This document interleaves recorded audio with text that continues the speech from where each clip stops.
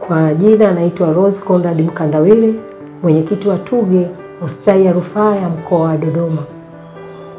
Kuelekea siku hii ya wanawake duniani, tunamshukuru Mama Samia kwa miaka hii 4 ya uongozi wake tumeiona. Kwa kweli tunashukuru sana serikali yetu.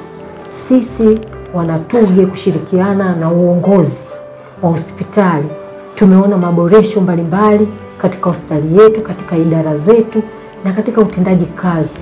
Watu wanajituma kwa moyo, hasa wakina mama, ukizingatia mimi ni mwanamke lakini mwenyekiti wa TUGHE kwa miongo kadhaa hapa hospitali. Kwa kuelekea siku hii ya wanawake duniani, napenda kushukuru serikali kwa kuboresha vitu mbalimbali, vitendea kazi, wafanyakazi, hata sisi wenyewe. Kwa kweli tulikuwa tunashiriki kwa kusuasua, lakini sasa tunawezeshwa vitu mbalimbali, mavazi, sare tunavaa kwa kweli wote.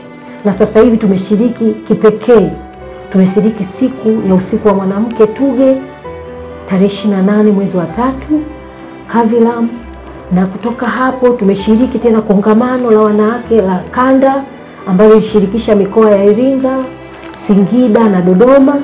Na sasa kuelekea siku hii ya wanawake tunashiriki tena mkoa wa Arusha kitaifa kuadhimisha siku hii ya wanawake. Kwa kweli tunashukuru sana kwa uwezeshaji huu, kwani peke yetu tusingeweza. Lakini kupitia uongozi mbalimbali, Mama Samia akiwepo kwa juhudi zake za kuhamasisha wakina mama, basi tutitokeze wakina mama.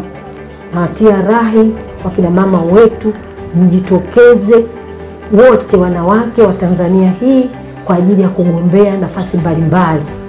Kuelekea siku hii ya wanawake, basi wanawake wote tujitokeze kwa ajili ya kugombea ubunge, udiwani na nafasi mbalimbali ambazo zitakuwepo katika uchaguzi mkuu unaokuja.